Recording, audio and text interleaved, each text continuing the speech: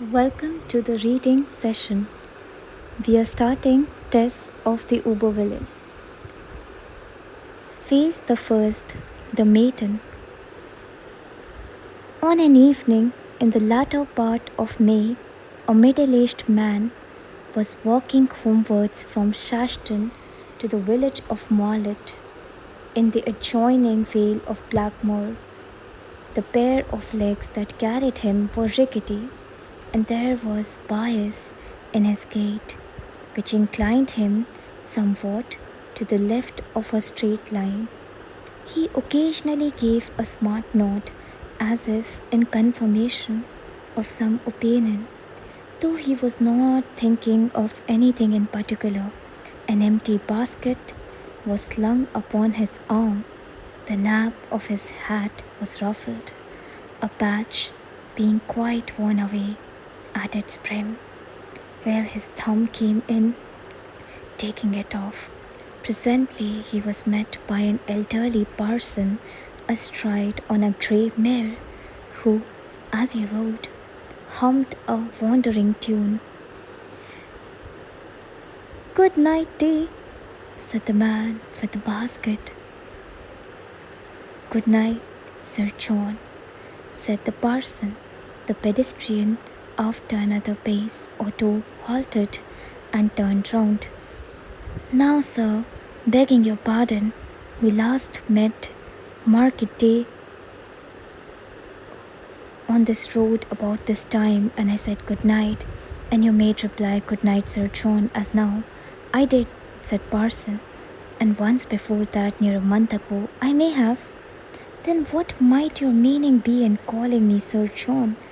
These different names, when I be plain Jack Durbeyfield, the haggler." The parson rode a step or two nearer.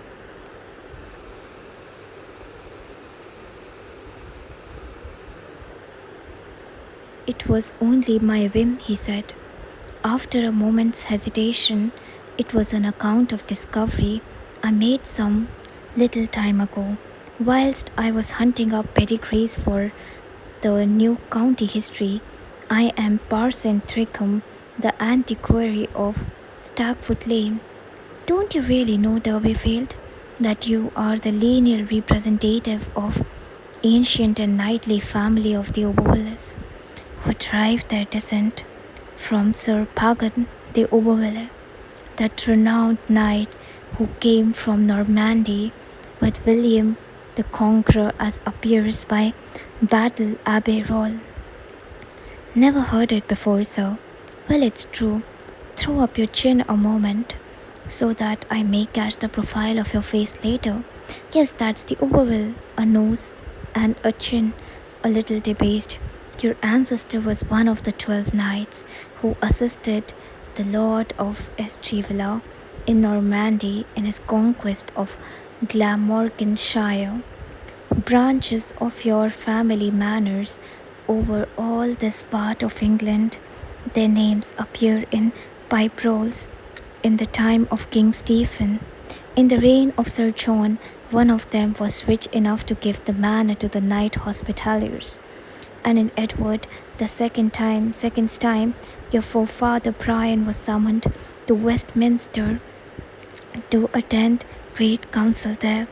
You declined a little in Oliver Cromwell's time, but to no serious extent, and in Charles II's reign you were made Knights of the Royal Oak for your loyalty.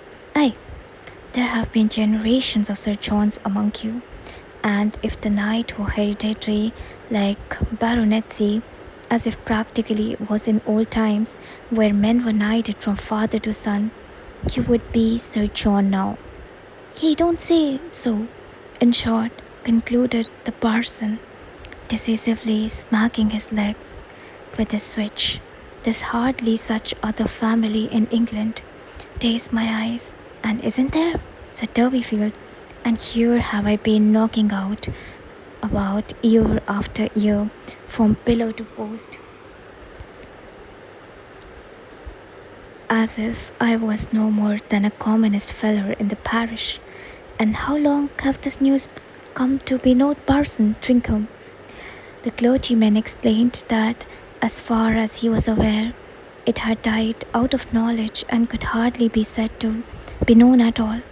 His own investigations had begun on a day in the preceding spring when, having engaged in tracing the vicissitudes of Oberville family, he had observed Derbyfield's name in the wagon, and thereupon had been made inquiries about his father and grandfather till he had no doubt on the subject. At first I resolved not to disturb you with such useless piece of information. However, our impulses are too strong for a judgment sometimes. I thought you might perhaps know something of it all the while. Well, I have heard once or twice. It's true that my family had seen better days afore they came to Blackmore, but I took no notice of it, thinking to it mean that we had once kept 2 horses, where we now keep only 1. I have got old silver spoon and worn craven seal at home too. But Lord, what's a spoon and a seal? And to think that I and these noble Obervilles were one flesh at a time.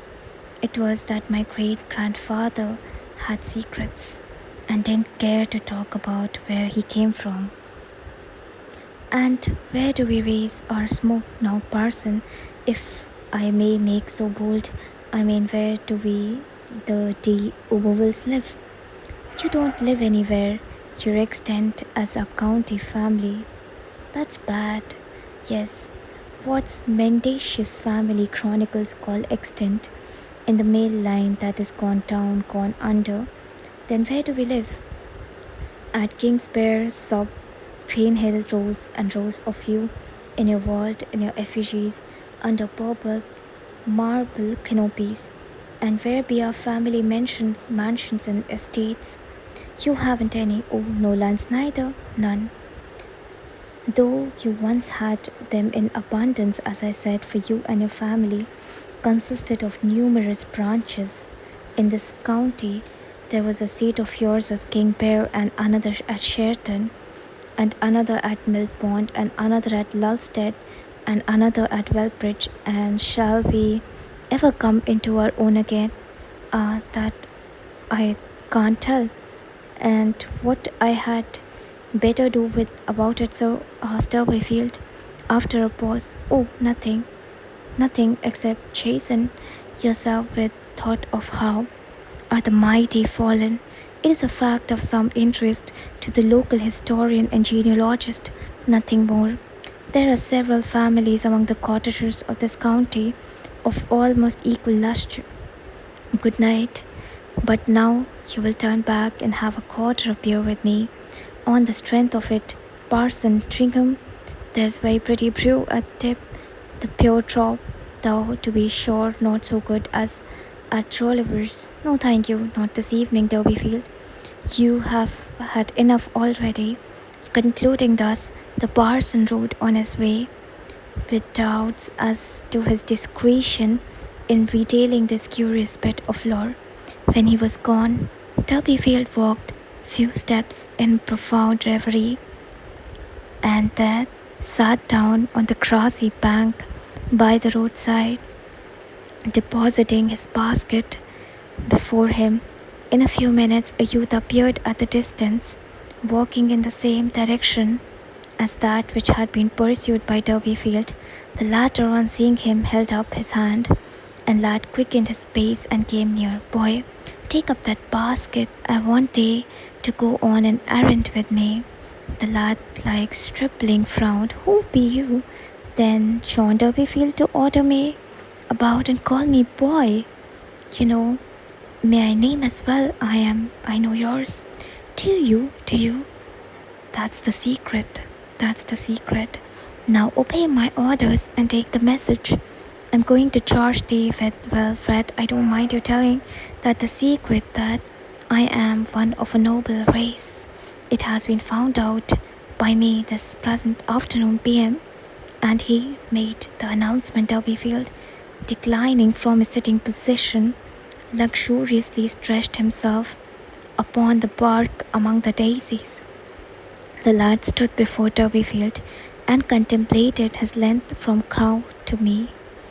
Sir John Oberville, that's who I am, continued Ross Street man. That is if knights were baronets, which they be. It's recorded in history all about me.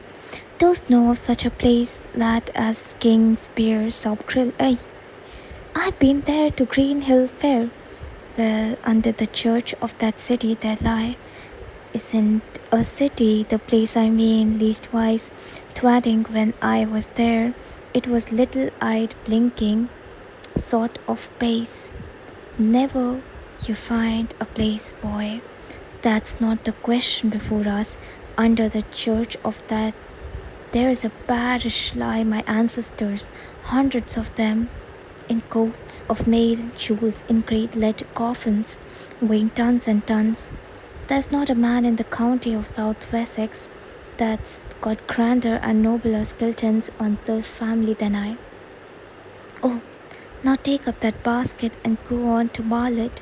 When you have come to the Pure Drop Inn, tell them to send a horse and carriage to me immediately to carry me home, and in the bottom of the carriage they'd be put a noggin of rum in a small bottle and chalk it up to my account. And when you've done that, go on to my house with a basket and tell my wife to put away that washing because she needn't finish it, and wait till I come home, as I have news to tell her.